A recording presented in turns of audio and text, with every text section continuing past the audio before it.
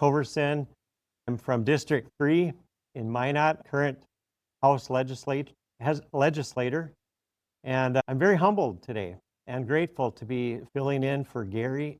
Gary built this show, and it's a very impressive show, and I've really appreciated Beck TV as well because I've watched Beck a lot, and especially got started back when the pandemic really needed these type of shows. And I remember when Ladies of Another View started listening to them, and No Apologies with Rick Becker and Lori Hines that such a North Dakota needed Beck TV and shows like that.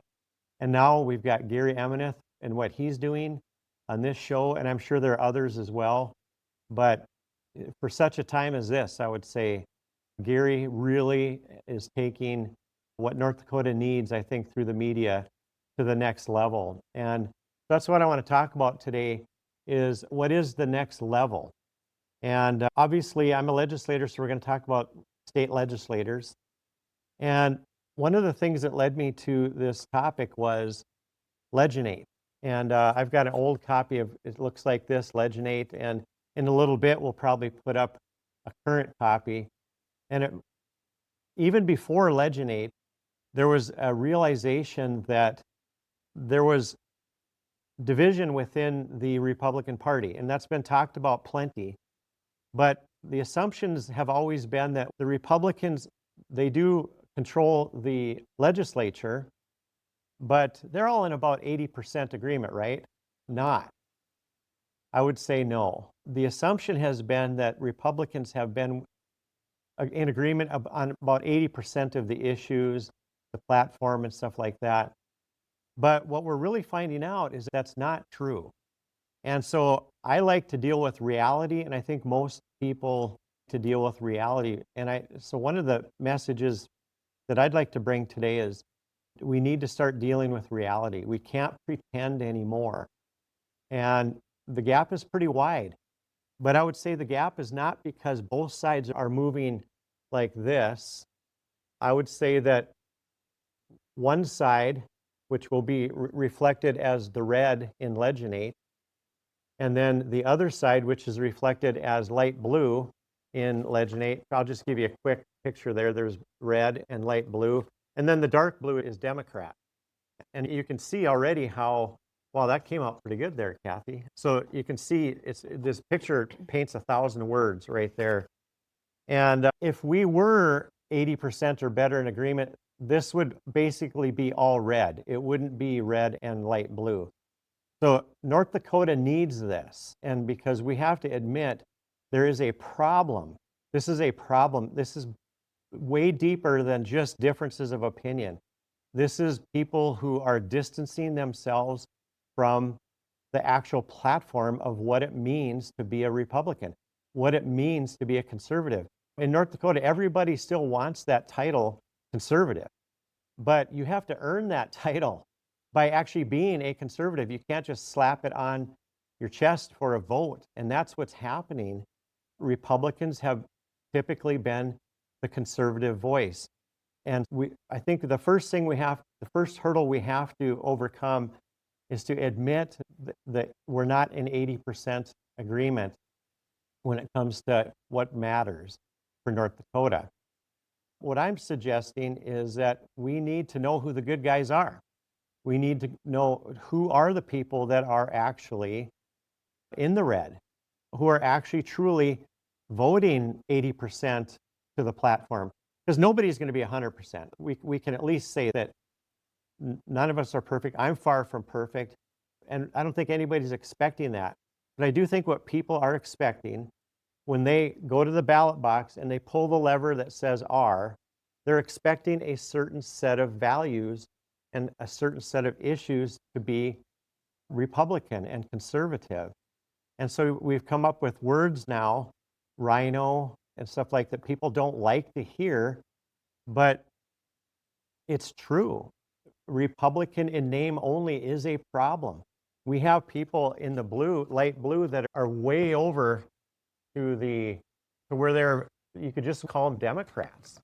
Oh, there it is right there. And that's just not acceptable.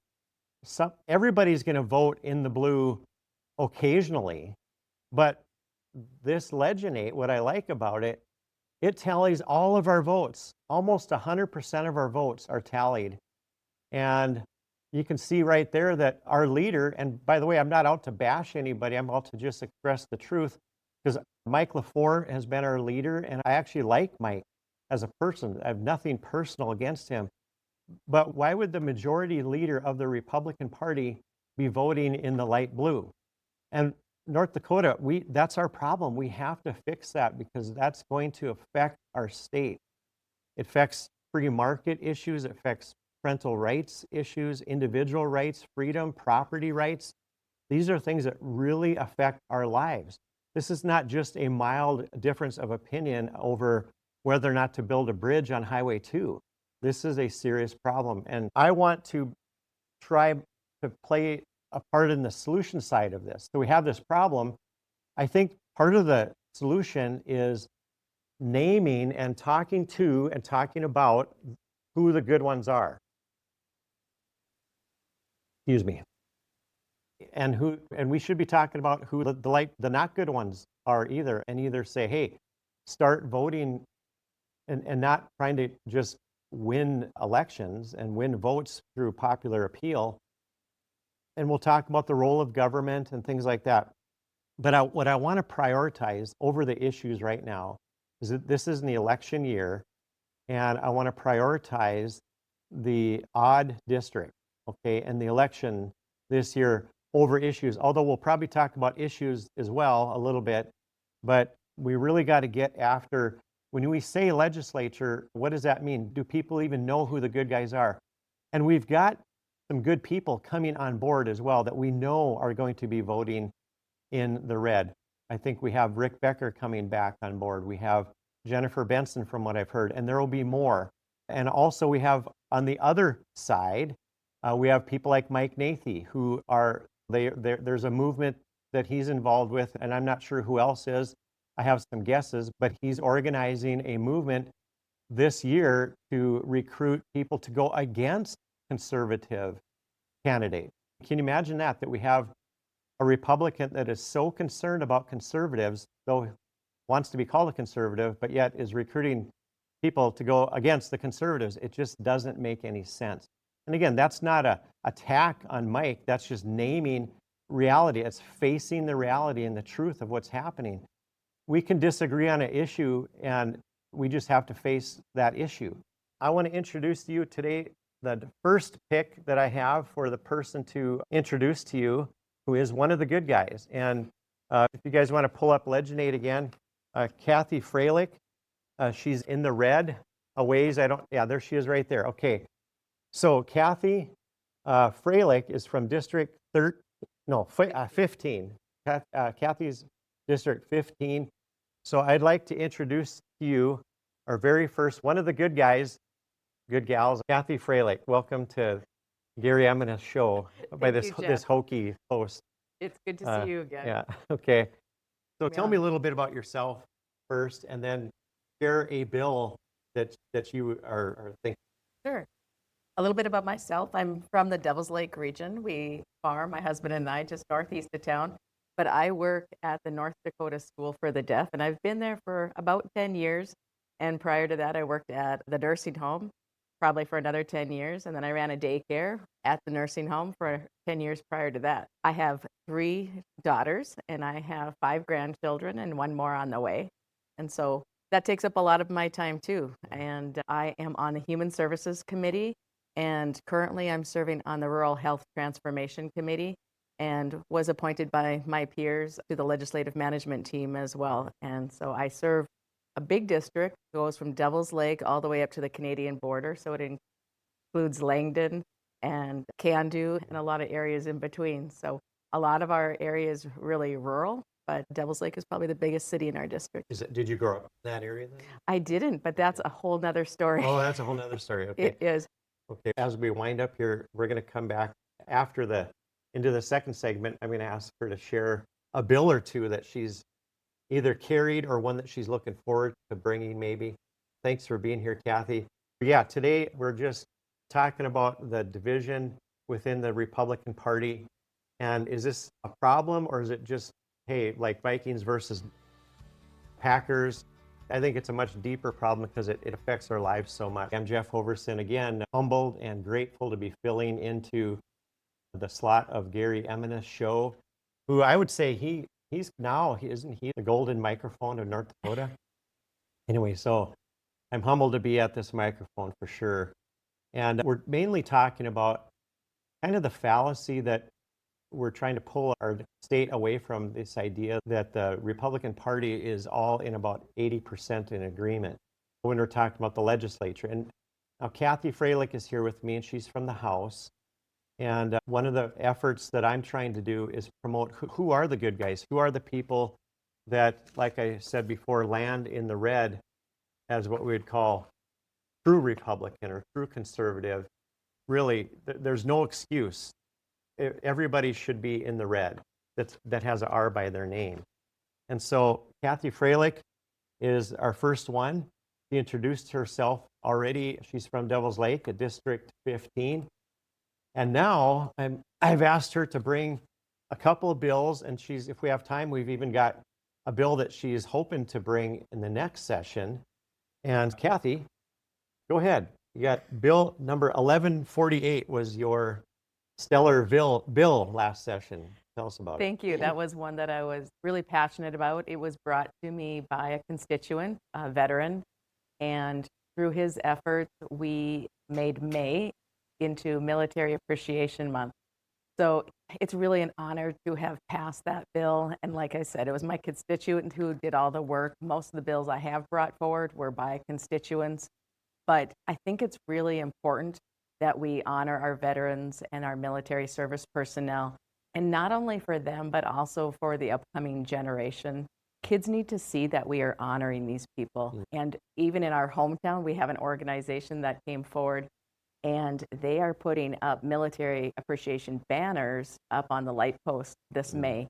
And there's so many good service-minded holidays or days of recognition in May, and that's why that day was chosen. But it flew through the legislature, so I was really excited about that. It had a lot of backing from the veteran organization, so really excited that got passed.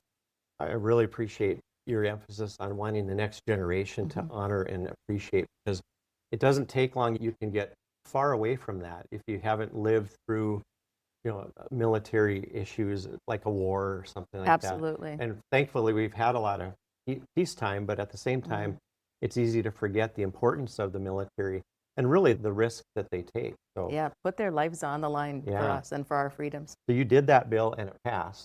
Yes, and that was last session. That was last session. All right. Way to go. Thank you.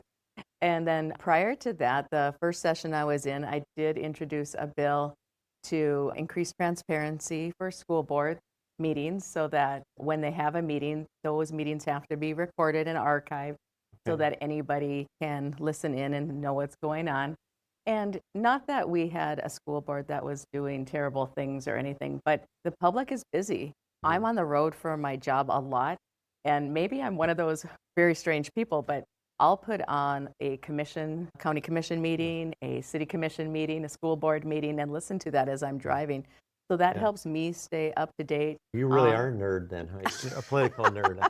Maybe. And mean that in a good way. I don't just put the music on. I like to listen and inform myself. And I think a lot of people are in the same boat. Moms have kids at home that they're struggling and trying to get the best education for them, and they want to know what's going on, but they don't maybe have the time to go to the meetings all the time. So I thought that was an important bill. That got passed, got a little bit watered down. I thought it could have been video recorded, and they did audio recording. And I did admit that perhaps it would be difficult for some of the smaller districts to get those video recordings done. I allowed that audio recording to go through, and that one Did that pass? It passed, yes. How did I vote? Did I do okay on that one? I believe you did, Jeff. I believe you did. And by the way, remind me, is it just school boards or is it any public, local? Public meetings are open to the public. Our city commission wasn't recording their meetings, and they made a vote to record them, so they're on YouTube, which is nice. Our county commission does the same thing. With the school boards, you do have to request that they record it by audio and then archive it, and the link should be on their webpage. And just to sit on that a little bit, one of the reasons I think it's important, this bill is important too, is people are busy. That's one good reason, but also Would you agree that the issues are actually getting a lot more important? Education has always been important, but we're getting into areas of DEI and different things like this that it's impacting the LGBT stuff, and all that's impacting the curriculum and the education to where the parents really need to be. So you have a recording of how these meetings are going, and that's a better record. And when you know that you're being recorded, it Yeah. keeps everybody honest. And too, Jeff, even up at the Capitol during the legislature, we're recorded all the time.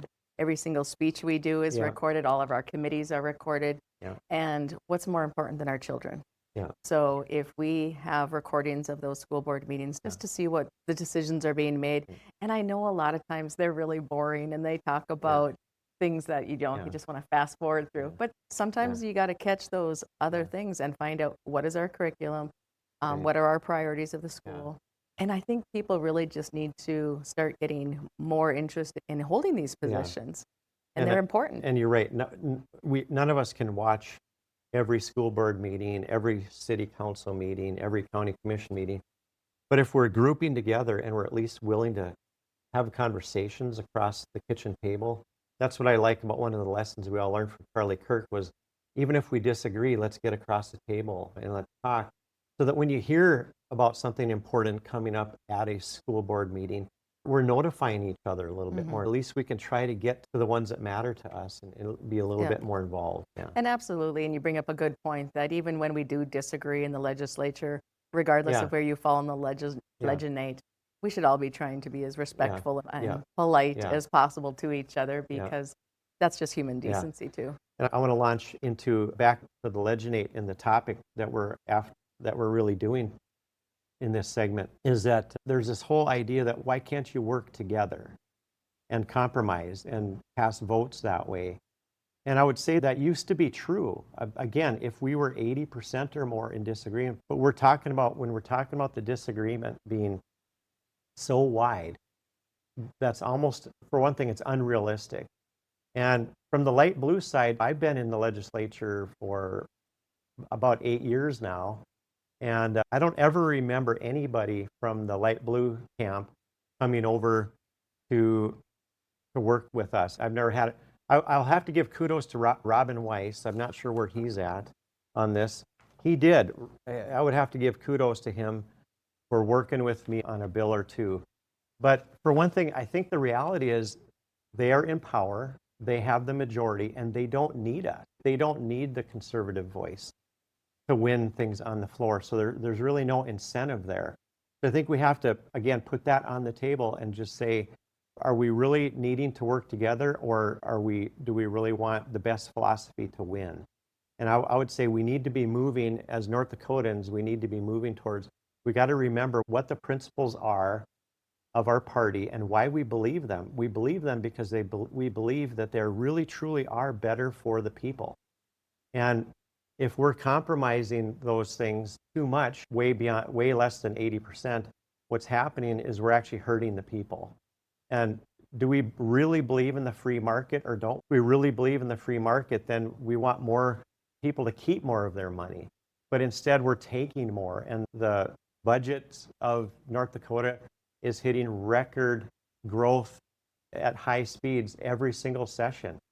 And that's not acceptable. And we need to start to turn that clock back. And because that is better for the people, because then we're putting more money back in their pocket. And that's just one issue of many that we could talk about. Looking to the future a little bit now, back to Kathy, you have a neat idea coming up for a bill next session. So let's pray that you win. And we'll talk about that in the next segment when we bring on one of her running mates, Donna Henderson. But you have an idea already for Devil's Lake in particular. Yes, I've been working with a lot of landowners around our lake. And for those of you who aren't familiar, Devil's Lake has grown significantly, and I'm talking about the lake itself, has grown significantly in the last 30 years. And we have done multiple interventions to try to save the town with a very large man-made dike and water control structures and water outlets. But we have not really dealt with the problem that we had at one time over 100,000 acres underwater of agriculture land. And so my bill coming forward in 2027 will be try to deal with that a little bit. Oh, and so in what way? Will it be help restore people who have already lost land, or is it more for the people that would be coming up? I think what we're looking at is really the definitions that are already in the Century Code that we might have to change or alter in order to protect some private property. Okay, there you go, folks. That's one of the issues. That's a defining issue of a conservative, is being concerned about property rights. And property rights, yes, are threatened in North Dakota. Thank you, Kathy, I hope that bill gets there, and I'm looking forward to hearing more. Our next segment, we're going to bring on, with Kathy, her running mate, Donna Henderson from District 15 as well. But anyway, we've been talking to Kathy Freilich under the umbrella topic of there's an election coming up, and I would really like to be a big part of helping to promote who are the good guys, so to speak. And by good guys, how do we measure that? We're talking about Legislate here. If people that are in the red already on Legislate, we would consider the good guys. And there you have Donna Henderson. Boy, way to go, tech guys. So Donna Henderson is clearly in the red. And so why would any conservative not want Donna Henderson and Kathy Freilich to win the election? That just baffles me. The light blue, of course, means that they vote more often closer to the Democrat philosophy. And the problem with that is a lot deeper than just, oh, I'm for the Vikings, you're for the Packers. That's entertainment. We're talking about real life here. We're talking about issues that actually hit real life. Property rights, like we've talked about with Kathy, parental rights, individual freedoms, limited government versus large government, free market issues, abortion, all these things. These are drastically more and more being affected in our lives. So it really matters, not just voting Republican, but which Republican. And we need to start vetting at the district level, I think, too. But for today, I'm promoting two of those, and we've spent some time with Kathy. And with us today, also from District 15, Donna Henderson. Thanks for being with us and zooming in, taking time, Donna. Tell us a little bit about yourself and maybe a bill that you are supporting. It's good to be here. Thank you for having me on. Yes, I live in Cavalier County, elected as a representative of District 15. I'm a farm wife, mom, grandma, and I'm one of the real Republicans, the real conservative ones, and not one of the fake ones, And I say that because I'm a platform Republican, and our platform is personal responsibility, limited government, individual, lower taxes, right to bear arms, support the traditional family. That's what I'm all about. I had a bill I was very pleased to have gotten passed this last session, and it was to ensure that citizens have a right to opt out of vaccines if they're required by government agencies or entities. And some of that was going on, but it wasn't across the board. So it codified that in state law, and I'm real proud of that and real excited.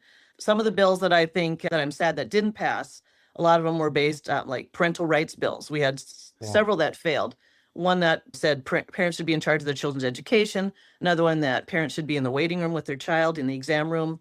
I'm sad that they don't trust parents. Parents, we should have the right. We shouldn't give up our rights to appease anybody, whether they're parental rights, health freedom rights, gun rights, right to free speech. Those are our rights, and I'm in Bismarck defending those. And that's what a Republican should be doing. And absolutely. And could you explain more? You whizzed by that waiting room one. Could you just sit on that one a little bit and explain a little bit what actually did the bill try to do? And then it failed. And I don't know if you remember if it failed by a lot or by a little. I do not remember. That was a bill that, it just simply said to allow parents to be in the waiting rooms with their children in the exam rooms. In the exam rooms. Okay, yeah. In the exam rooms, yep. Okay. Yeah. Oh, I'm sorry, exam rooms. My mistake. Yeah. Gotcha. Yeah, in exam rooms. And I couldn't believe I sat in on the testimony on that because I had a bill that was going to be presented next, and I couldn't believe the fear mongering that went on that we can't do this because of the bad apples out there. There's always bad apples out there. We have laws to punish those bad apples. Why should good parents, have their rights taken away because of some bad apples? Parents just want to be there to ensure the safety of their children in those exam rooms. And it was sad that didn't pass. Now, a lot of parents, I think if they're asked to leave, a lot of parents say, no, that's not happening. And they will maybe find a different provider. But there are some cases where parents have been told to leave the exam room so they can talk to the child by themselves. Oh, yeah. And if parents aren't comfortable with that, they shouldn't have to be subjected to that. Oh, and a lot of parents, I think, would leave. And you think about the questions that are being asked I went to the doctor, and of course, this doctor I trust and I love. So, I mean, I have a really good doctor. But when I was being registered in or whatever, and they ask you questions, they're asking me, a 62-year-old man, do you feel safe at home? And I told her, no, I don't. And then we both had a good laugh. They're getting to a level of questions where we have to start wondering, okay, why are some of these questions being asked in a hospital setting or a clinic setting? It's one thing if they actually suspect something, maybe there's something there, but there's already a legal process to go through for that. Absolutely. And so just to tell the parents, oh, you wait out here while I take your young daughter or your young, and what's a kid gonna, how do they know the personality or the fear level of this child? Sometimes these questions can be leading questions, and the kid's not going to be able to figure that out. So again, that's a great example of why would a conservative be against a bill like that? And that conservative is probably coming from the light blue side of the Legislate. And by the way, there are other measuring devices too. There's other charts, but to keep it simple, I'm just using Legislate because it's so comprehensive. But Right. anyhow, any other bills, Donna? You rattle off some good ones there. There was a health freedom bill that failed, and that just said that you couldn't be discriminated against because of your healthcare status. If you chose not to get a flu vaccine, you couldn't be fired from your job, or you couldn't be fired for not taking certain vaccines. Yeah. And I was sad that failed, but I'm hoping that'll come back again. We need to be Yeah. able to take charge of our health. And I really admire JFK's leadership in health issues nationwide, where he's bringing more of this to light. And I think as a Yeah. result, we're going to have a better time this next session getting some of these health freedom bills passed here in North Dakota. Do you think culturally it's going in a good direction nationwide and statewide? Yes, I do. Yeah. I think more people are becoming aware. Yeah. People aren't falling for the safe and effective anymore. They're Yeah. seeing that there are studies and results of studies that were hidden before. Again, another bill that reflects just Kathy's sovereignty bill. This affects real lives. And this is why it matters whether you're a true conservative or just Absolutely. appeasing the people or whatever it is. You have to be at least aiming to be in the red by your vote. Absolutely. Yes. To me, we're all going to not understand bills, and we're all going to have times when we vote wrong. But if you're in the light blue, especially deeply in the light blue, you're not just making a mistake. You're philosophically not in the platform. Okay, now let's shift to another topic that has both of you. And I guess maybe we'll go to you first, Kathy, and then back to Donna. If you guys want to go back and forth, what's going on in District 15 now in your election? And what can we do to help get you guys across the finish line? We do have a very interesting situation going on in District 15 and 9 because we're in a redistricting lawsuit that is now sitting at the U.S. Supreme Court waiting to be heard. If going forward, we are still within the current lines into the next election. So Donna, myself, and Senator Kent Weston will be running as incumbents in District 15 and hoping for the endorsement on February 7th. Let me just say, you brought up Kent Weston too, another good guy, another one of the good ones. And I know some people that live in Devil's Lake. I actually grew up about 45 miles east of Devil's Lake.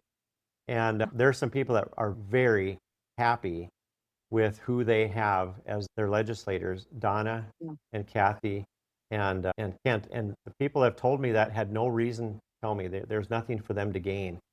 So it's really a bonus. Sometimes you have one or two, but it's really a bonus when you have all three. So Donna, what's your perspective on the election going in district? What's happening there in 15? I think I agree. We have a great team.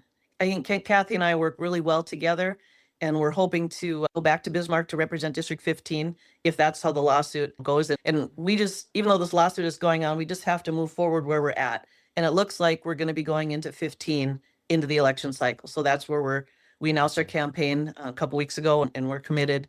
We're running as a team. As far as our race, we do have a challenger. Our district chairman is throwing his hat in the race, which he has every right to do. But we just feel like all of us have just finished our first 4-year term. So we've got a little experience behind us, and we can see where we were more successful in our second session than our first. So looking forward, I think if we're elected for another 4 years, our team can really do some good things in Bismarck like I said, we've got that little bit of experience, the working knowledge of how this works. We've got relationships with a lot of the members, and we're respected. And we're just really looking forward to another 4-year term where we can have our maximum effectiveness, because we can only serve 8 terms. And I was a proponent of term limits. I think they're a good thing. So we're looking to finish out our 8 years and we look at this as where we can be the most effective. That's how I see it. So we're really Yeah. hoping that we get endorsed on the 7th. Okay, And go February from there. 7th? February 7th? Yes, February 7th. Oh, Yes. that's coming right up. Wow. Yes, it is. Hey, folks, if you know anybody in District is 15, and Yes. and we'll talk more after the next segment of the whole lawsuit issue, because I didn't realize that lawsuit could actually change the district line for you. But currently, you're running as if though there will be no change. Yeah. So you're hoping the lawsuit will not go through, or you hope it won't pass. Good Question. Yeah, that's a good question. I am also up for election. We have our endorsing in District 3 on March 14th. But I'm promoting 2 women and indirectly a man, Kent Weston, as well. With me, if you've been following along, Kathy Freilich and Donna Henderson, 2 great legislators from the red in the Legislate. And I'm humbled to be filling in for Gary Emineth. I'm humbled and grateful. You guys are in 9A, or no, you're in 15, what was 9A and 9B. So Mine was in 9B. okay. Oh, that's right. So Kathy's always been 15. I've always been in 15. Kathy's always been 15. And now because of, is it fair to use the word gerrymandering? Yes. They Okay. did just have the picture up there, and you could see that Yeah. District 9 right now with the Judge Welty's decision that came down. Oh, there it is. Okay. That's the way it used That's to be. the old one. Yeah. Yeah, that's the old Okay. one, and that's what we're hoping to go back to if Oh. the U.S. Supreme Court dismisses the case. But the other map took Spirit Lake Nation and connected it up to Turtle Mountain, Band of Chippewa. Oh, there we go. And there's There's the 9 new. right now. So neither one of you are in 9 No. now. Correct. No, I we're gotcha. Yeah, we're both You're in all 15. 15 and Kent Weston as well in the Yeah. Senate. Okay. So the problem comes in is if the case gets dismissed at the U.S. Supreme Court and we're getting close to the primary election, we might have a problem with trying to reorg our districts and get people's names Oh, on the yeah. ballot, something.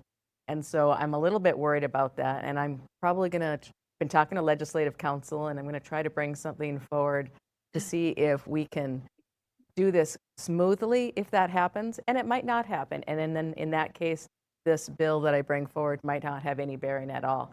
But we do need to make sure there's a smooth process forward available just in case that does happen, because we don't want another special session, and we don't want to have a special election to have to do all that. We'll bring something forward and we'll see what the rest of the legislature has to Okay. say about it. Yeah. Oh, boy. That's some complexity there. Donna, what's your perspective? Pretty similar. You got anything to add to that? I was very happy to be elected in 9B. Either way, I'm in Cavalier County. The old 9B was Cavalier County, Rolette County, and part of Towner County. When they moved me to 15, it still included Cavalier County and part of Towner County and Ramsey County. So I'm happy either way. It would be really nice if it was settled. I think the proper way is to go back to 9B, honestly. Yeah.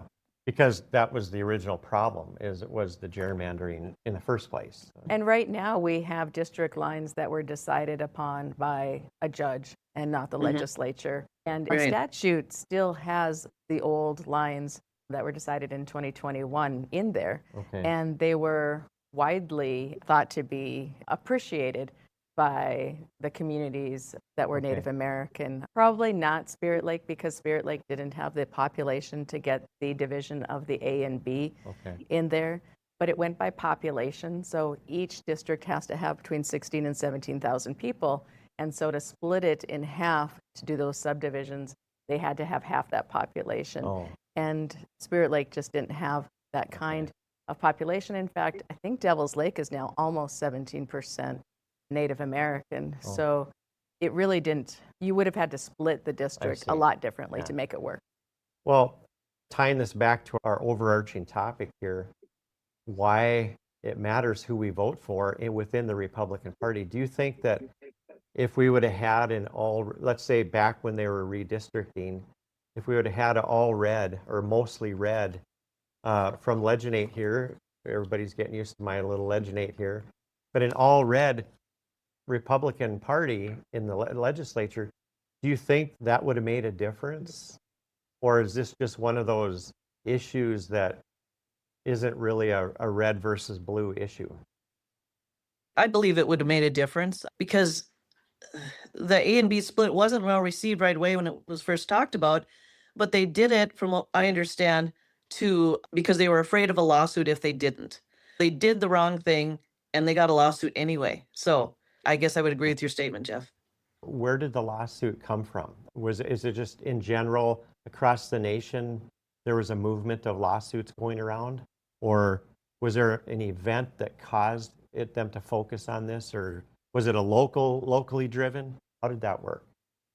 I believe it came from, I think it came from the Turtle Mountain tribe not liking the redistricting map and took it to court. I know they've gotten a lot of funding from national organizations to fund this whole thing, but I think there was just dissatisfaction by the tribe. In the elections, or who is representing them? They did lose their longtime senator, who was a Democrat, and they did lose Okay. another Democrat seat. Yeah, 2 Democrats were replaced by Republicans. You have that. Okay. So you guys are, so the best thing would be is if they would dismiss this case, probably, huh? It's Probably. it's probably the right thing to do. It is. But in any case, you're going forward as District 15. At this stage of the game, you'd almost think they should leave it alone for now, because you are upon, you said your endorsing convention is February? What was the February date? February 7th. 7th. February 7th, which is less than a month away. Yeah. Because once you have the endorsing convention, then it really would get complex, wouldn't it? After that, Well, if they change the lines, then both districts would have to have reorganization meetings and then new endorsing oh my meetings. goodness. Oh, And the time frame is getting so small for that and to happen. And just a normal year drains people anyway. A normal election year, people are called up to be more active. There's endorsing convention, there's delegate convention, there's the convention itself, and then there's the election and the primary, and on we go. So to multiply it, that'd be tough. But also, Jeff, one of the things to consider is that if it does get dismissed and we have to go back to the lines, it's not that we can't just leave it alone and not do anything either, because that would leave District 15 without representation. In fact, both the senators for 9 and 15 are located then in 9 if we change the lines back. So 15 wouldn't even have a senator. And so we'd have to do something because we wouldn't even be in compliance with the Constitution then at that point. Do you have a hope of just what if you could write out the end result right now, what would you hope for? What would I vote for? What? Or hope for? Oh, hope for? How do you hope things will go? I want a decision as soon as possible. ASAP. That's what I'm hoping How about for. if it was, what if you had the endorsement, would you be still happy to have a decision made, say in March? You know what? I think whenever a decision is made, it will be good. It'll be good because Okay. we have to have a decision to finalize this and go forward regardless. Okay. So even if they decide to keep it on the way it is, at least we need to know. Okay. I admire you guys. You've got a lot of muscle to be plowing and navigating all that at the same time, working for the conservative cause of the Republican platform at the same time. So thank you, ladies, for doing that. Let's just bring it back, and if you guys want to, let's all just share final comments on this whole issue of the promoting the odd districts now this year of keeping conservative candidates. Are you guys aware of other people that are worth mentioning that you know of that are jumping back in that maybe aren't already a legislator now? You guys know anybody? Are you aware of anybody across the state? I can't think of anybody in particular, Jeff. Okay. When we're in rural towns, I think it's harder than people think to get people to run. Yeah. The people that I talk to that I'd say, hey, think about it. The term limits, next 4 years, think about running. Most people don't want to do this job, and it can be a thankless job, so I understand it. But it is an honor, and I hope more people step up. Yeah, and I always had the idea that it had to be a professional to come in here and do this job, but that we just need citizens to come in, citizens with common sense that can balance their own budget and believe in their rights and fight for their rights. That's who we need in here. We don't need Yeah. lawyers, although there's some good lawyer legislators. I'm not saying it, but some people think that they're not worthy enough or smart enough for this job, and that's simply not the case. We're all Yeah. smart enough. All citizens here, we can do this. You can go Right. and decide if this is a good bill for North Dakota or a bad bill and vote accordingly. Yeah, it reminds me of when we were debating on homeschooling. Parents tend to think, "Why I couldn't homeschool because I'm not qualified." Being a parent qualifies you, and I would say being a citizen, at some level, you have to be interested in politics, of course. But anyhow, I did a couple names I'm aware of are Rick Becker's coming back in, Yes. or going to run in District 7, and then Jennifer Benson, I think, is worth mentioning. Yes. And there'll probably be a lot of other good people coming as well. Hey, North Dakota, let's get this state where it needs to be. Let's face reality, and let's get the whole legislature, at least a majority, to be red. And we're only in the House, we're only 18 away. I've done the math on that. We're 18 people. That's what we need to hit the 48 that we need. But we'd rather have more, but that's the minimum of what we need. So God bless you all, and thank you both for coming. Thank you. Kathy and Donna. Thank you, Jeff. Yeah.